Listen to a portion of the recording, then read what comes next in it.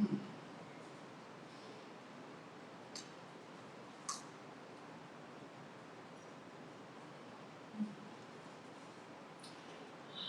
it's week 5. Everything is looking just And today you are you that is truer than true.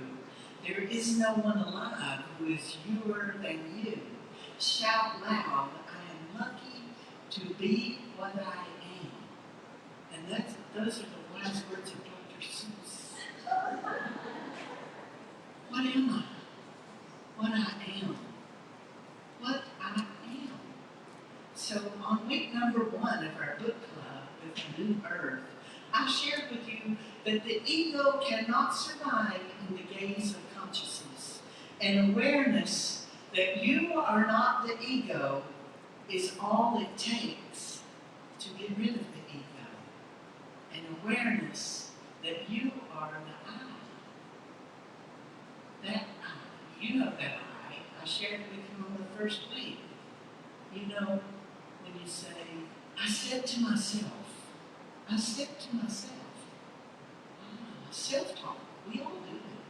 Do we pay attention to it? I said to myself, are you the I in that sentence or are you the myself in that sentence? Because they're separate, they're different. I said to myself. So when we gain the awareness that we are the I, rather than the myself, the ego dies. You are no longer controlled by the ego. You are the I that is observing the ego. And that's the work that Eckhart Tolle does in this book, to teach us that we are not our ego. We are the I that is observing the ego. And this week, this coming week in your book clubs, or maybe you're doing it on your own, you'll read chapter 8 and chapter 9. You'll explore inner space and inner purpose and inner peace. So what better time to have our peace ceremony? Not just that that's what's happening in the world right now, that I felt a call that we should do that peace ceremony, but also in our book club. It's the week that needs to be acknowledged, that inner peace. And acceptance, that's when we find peace. And today has been so much about that peace. It's when we find that acceptance of living in the present moment. That's when we come to peace in our life. Acceptance, peace within. It's much about non-judgment, non-resistance, and non-attachment. When the ego serves the purpose of the soul, you become powerful. When your ego serves the purpose of your soul, that's when you become powerful. When you use your personality as a tool to further your life purpose, you take charge of your life, and your ego no longer controls you. And that's the place we grow to, the place we aspire to be, that place where ego is not in control of you, where you, the I, is in control of you. It's our goal and our job as human beings that are spiritual, vibrational beings. Our job is to allow the light of God to radiate through us, radiate from us out into the world, just like that flickering candle flame. That's our job, to be that flame for the world. So whatever it is you do that. That moment you recognize and realize that you are radiating out your God self, that is your moment of pure potentiality. That is the moment that infinite possibilities and endless opportunities become true for you. When you know I am pure potentiality, and I am me radiating out to the world, source energy, the source of all that is, all that have ever been, and all that will ever be. By whatever name you call it, the divine creator, maybe divine, maybe God, maybe goddess, the divine masculine, the divine feminine, Allah, Buddha, Jesus Christ, the Christ, whatever name you choose to use, Yeshua, Jehovah, whatever name you use, from the Old Testament to the New, and all the sacred texts in the world, it is one presence and one power, and that is our source. And when you tap into that part of you in that still small space right here, that still small space right here, that part of you that is connected to source, when you tap into that space that is connected to source, and you allow the source you to radiate out to the world, that is when you find you. That is when, in Dr. Seuss's words, you are youer than you. That's when you are truly you. When you accept, receive that person, and then radiate that person out to the world, you are giving your gift, your unique and individual gift that you are put here to be. You are giving that to the world. And that's why each of us is here. You find the God within you, the goddess within you. You find the I of you. You evolve. You evolve emotionally. You grow spiritually. You awaken. You change. And you become the change that is needed in the world. For you are one being in the collective. And whatever you are influences and changes the collective.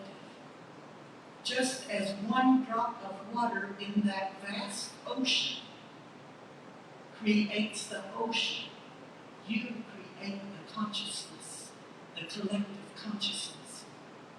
And you travel through your journey in this life with a great GPS, a navigation system through life. You know, I worked on fighter jets in the Marine Corps, and we called that TACAN. And that's what I worked on, the Tactical Air Navigation System. And now I think they probably just call it GPS. I don't know if it's still called TACAN, because it's been a long time since I've been in that world of aviation. But your personal GPS, a God-personalized system, GPS. It's personal. It's personal. Each of us has an I. Each of us has an I that goes beyond the ego. That I is found in our individual and personal relationship and connection to Source, not in the ego. Each of us is unique with a very personal relationship. And yet as we come together in community, we know that we are more alike than we are different. No matter how unique we are, when we come together in community, we are more alike than we are different. And Maya Angelou taught us that so beautifully. We are more alike, my friend, than we are different. We sit next to someone whose belief system is just a little bit different, maybe a whole lot different. And yet we come together in love, respect, and understanding that we each have an inalienable right to be. We each have an inalienable right to our own thoughts and to our own beliefs and to our own personal relationship with God. A right we are born with and a right that can never be taken away. And as you journey through your life, think about it. As you journey through your life, are you taking the package tour?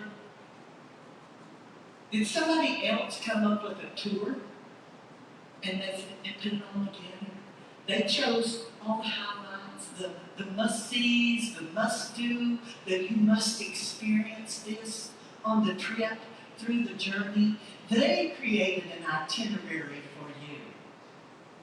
And you know what? You can go on that package tour and you can have fun and you can learn things that you didn't know about an area or about your own life. But are you really living it? If you're going on the package tour, are you really living in your joy? Or are you living what someone else thought was important for you to experience? That was important for you to see and to do and to know. But are you journeying in your own journey? Is your journey well planned? Is it mapped out? Mapped out by you or mapped out by someone else? For many of us, it was mapped out by someone else who thought this is the way you do it. This is the certification you have to get. This is the school you have to go to. This is how you have to do it. You know, Jesus wasn't a Christian.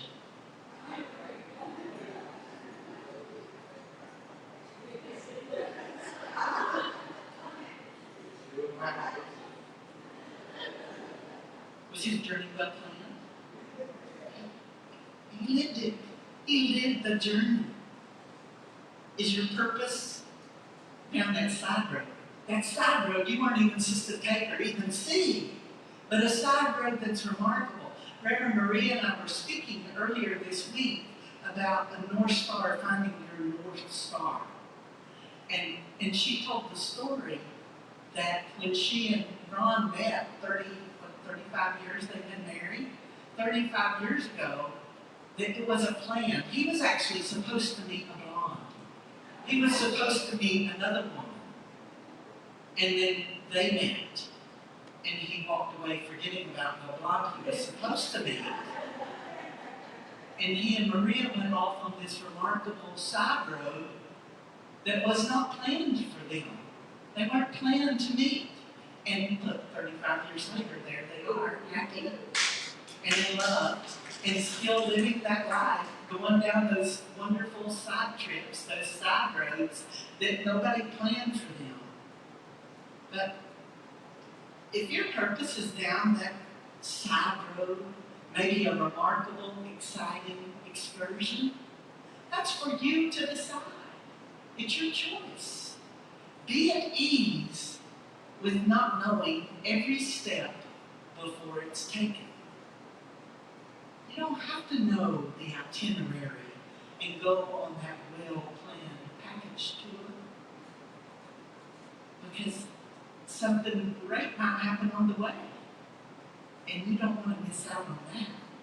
You live your life the way you choose, taking the route you create. And when you are connected to Source, fear is no longer a factor. Fear, that false evidence appearing real, blocks all your good from coming to you. It blocks all the good from manifesting for you. Connect with your own GPS, your very unique, God-personalized system to navigate through your journey. Let go of fear and embrace your inner space. That inner space where you are you. The you that is youer than anyone could ever be. The you that is you connected to God. That's you. That's the I that's observing everything else that's happening. Connect to that. And here at the New Thought community of Gulfport, I hope that we inspire you. I hope that we encourage you to explore and embrace your own personal relationship with God, even though that might look different than the person next to you. And I hope that you outpicture your life as the perfect manifestation of your answered prayers. That's all about, Donna Hale, who's our prayer team leader and a Science of Mind practitioner. That's what she teaches us, to outpicture our life, to change, and Reverend Nonprofit changing the story. Change the story, outpicture your life the way you want it to be, not the way someone else told you it needed to be, or on the path someone else put you on. Follow your own life GPS, your very own God personalized system. See where that takes you. I predict you'll find a life of joy, of happiness, of peace, and most of all, a life filled with love. And we are all connected.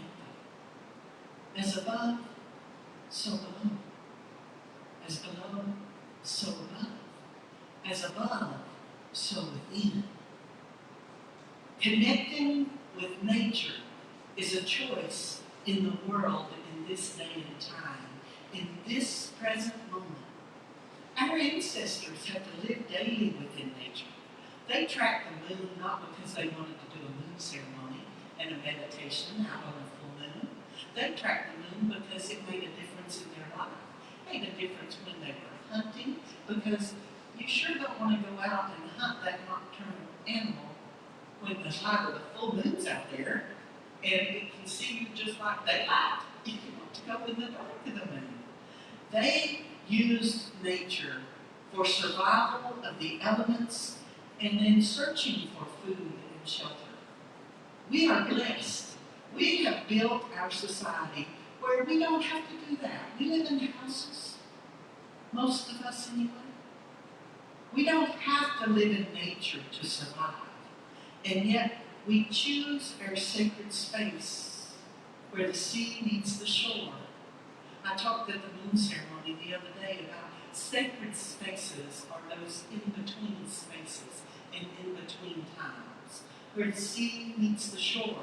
That's a space that holds sacredness all on its own. The sunrise and sunset, Peter Pan taught us that. When Tinkerbell said, we fly to the second star to the right and all the way to the morning. And she came at sunset and sunrise. So those children's stories hold a wealth of wisdom if we just listen. If we just listen and hear. When we choose to be in our sacred space, a sacred space in nature, we choose to be in nature when we can be without the hardship of survival in nature. Being in nature is the easiest way to see. It's the easiest way to know, and it's the easiest way to feel the connection with Source. Be still and know that I am God. It's never quite as powerful as when we are out in nature. Still, quiet, observant. If you go right down here to the park at the other end of the beach and sit on a little swing, you will see the osprey that live in a nest up on the light pole. And you will see that osprey when they have chicks. The chicks are all being now grown out of the nest. But when they have chicks, you can sit there and walk around and see the chicks keeping and the mother and the father osprey coming to feed the babies. You can sit in that seat and watch the osprey diving for their dinner or for their breakfast in the water. You can observe nature, and there's no way to be more connected to God than to observe nature, to just be in it, to go down on this end of the street and sit for our meditation on Wednesday underneath that big tree. It's sacred, it's special. To sit there and watch the squirrels, to hear the birds, to hear the parrots, to hear the woodpeckers, to hear all the birds, and to experience that in nature. To go out on the water and see the dolphin. There's nothing quite so joyful when I'm doing Reiki on someone and I seal each chakra towards the end of every session. My visual that I get when I'm feeling joy and love in someone's heart chakra are what I call dancing dolphins. The dolphins as they're playing in the water. For me, that's the heart chakra. Those dancing dolphins. So that's what I seal. That's my visual. And I seal that energy in the heart chakra. Those dancing dolphins. Even if it's just a ladybug that comes and lands on you while you're sitting out in nature. Just be observant. Just be close to spirit, close to source. It's our nature to love. On Martin Luther King Sunday, I said to you, we are born loving. We learn fear. We are born loving. We learn prejudice. We are born loving. We learn judgment. We are born loving. We learn hate. We are born loving. If we return to that, there is no hate, no prejudice, no fear. There's only love. And that's a song we sing that I love. There's only love. There is only love when we allow there to be only love.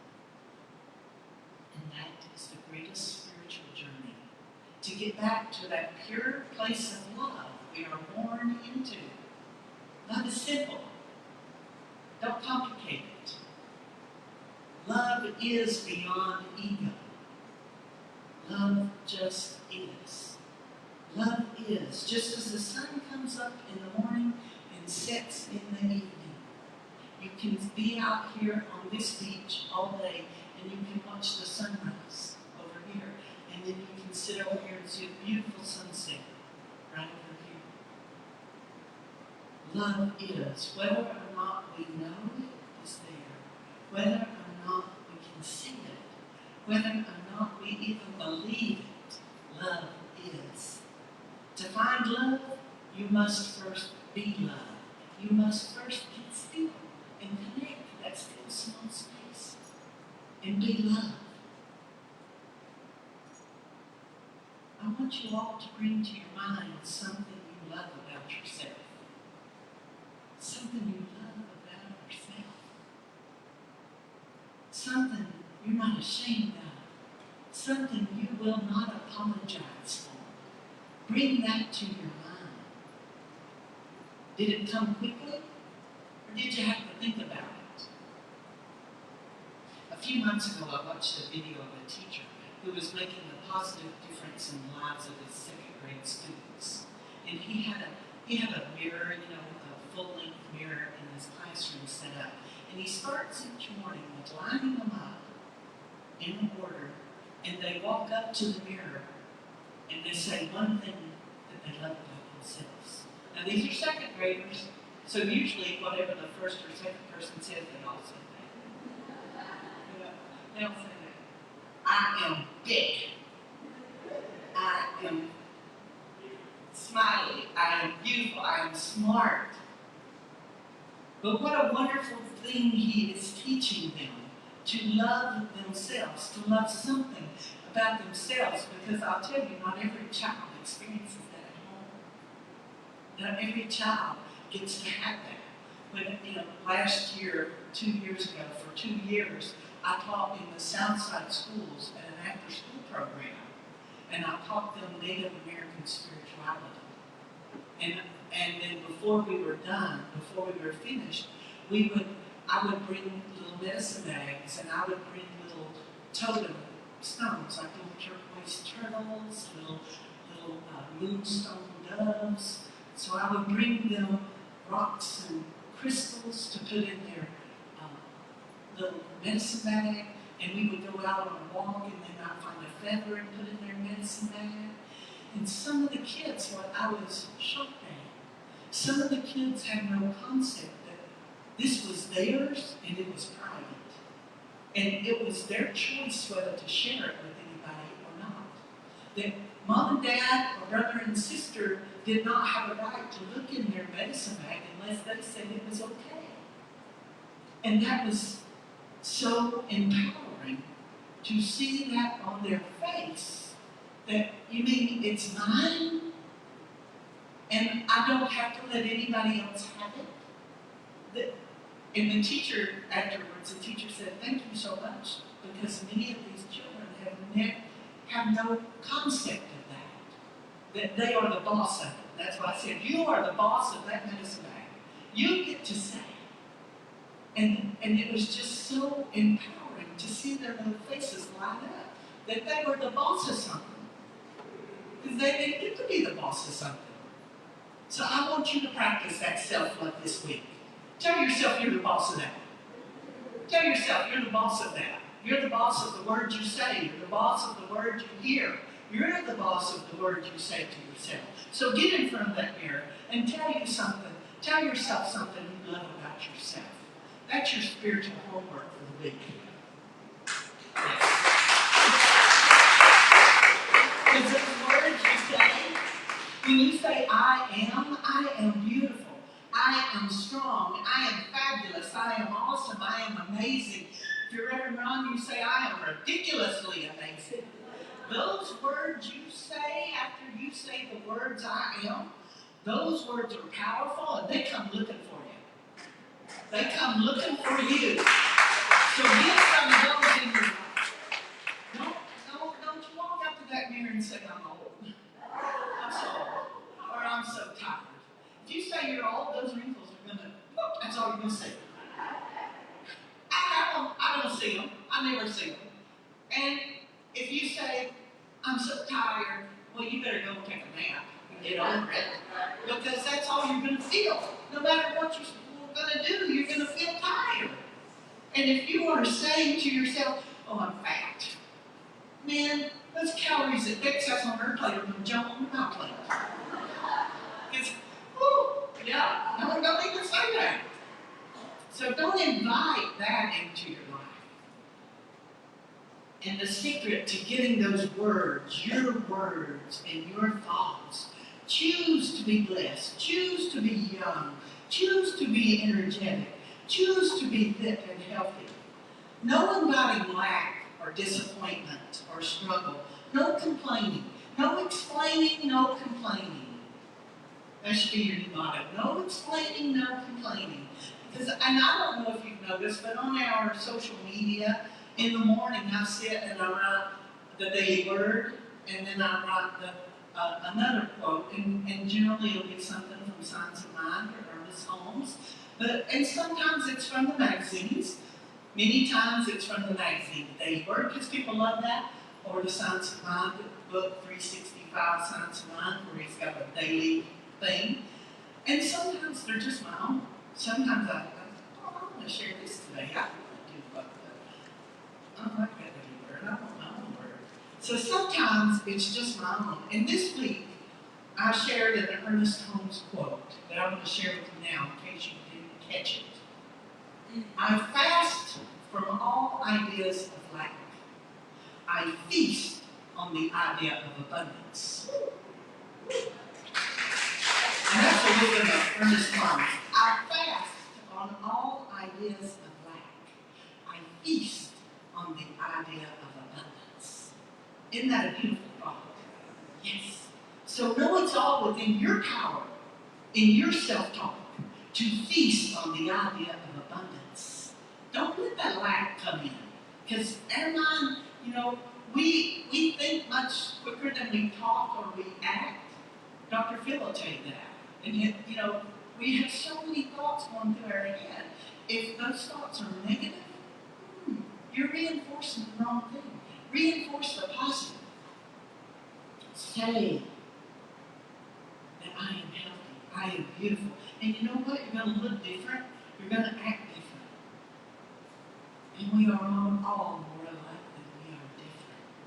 And in Ephesians, God said, you are my masterpiece. You are my masterpiece. I want you to go ahead and believe that.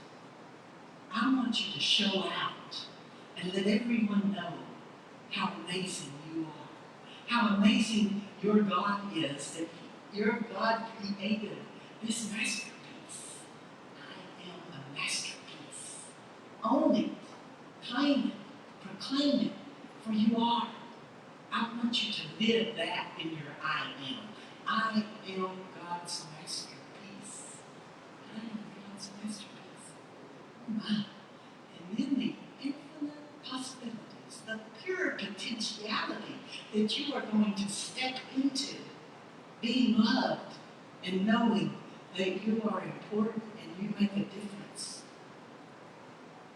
And you know what? Making it. We all put so much store on making it. Well, when I make it, I'm going to do this, or when I make it, I'm going to do that. Life is not a competition. And I know many of you who know me thought, I can't believe her Kimberley just said that. Does she even believe that? Because much of my life has been about competition. I was a competitive athlete in college and beyond college. While I was in the Marine Corps, I was a competitive athlete all over the world.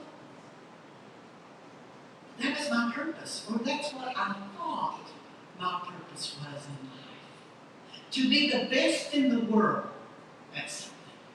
To be the best in the world, to win the gold medal, I thought that was my purpose. Back then, I thought the gold medal was the ultimate marker, the indicator that I had made it. To win the gold medal would tell the world, I achieved the goal. I did it. I did it. But if only the gold medal winner makes it, what does that say for the thousands who didn't win the gold medal? Yeah, no, they make it too. And my personal experience taught me that it really is about the journey and not about the medal. Not about the prize and not about the accolades. Because when 1980 came around, I was number 2 in the world. They expected that I would win a medal. And what happened? The United States Congress boycotted the Olympics. We didn't even get to go. Because they were in Moscow. And Russia was occupying the Middle East. Well, that's just new. Did it change anything? But the journey, attaining the goal, meeting my own personal goal, that was the prize. But I wasn't quite on that page yet. I still thought the gold medal was the prize. So I went in the Marine Corps instead of finishing school. I was a junior, about to become a senior, and went into the Marine Corps because back then there was no way for a woman to continue in sports after college. Your college career was all there was, and once that was done, there weren't professional athletes in women's sport, those sports, track and field at that time. So I thought, well, how am I going to continue to compete until 84? Well, the Marine Corps presented a solution for that. You can come and be on the all-inter-service team, the all-Marine team, and compete internationally for the United States Marine Corps and on Team USA. So I went, okay. So I was a track and field competing United States Marine who did my job and also competed. It's all about competition for me back then. And it was all about the possibility of showing that I was the best in the world and winning that medal. So again, I made the qualifying standard, and every one day in the Marine Corps and the United States Navy thought I might win a medal. It was a good possibility. And so they had this big plan of doing a recruiting video of me receiving the medal in my dress blue uniform. I had it all planned out. God had other plans. Because I got married the year before. And all of a sudden, I'm feeling sick, and I was never sick a day in my competition. Never sick. Turns out I was pregnant with that big, tall young man that you all have all met, Jerry. So I didn't compete again. Ooh. So it wasn't about the medal. It was just about the journey. It wasn't about the competition. It was about me proving to myself that I could do it. I didn't need that external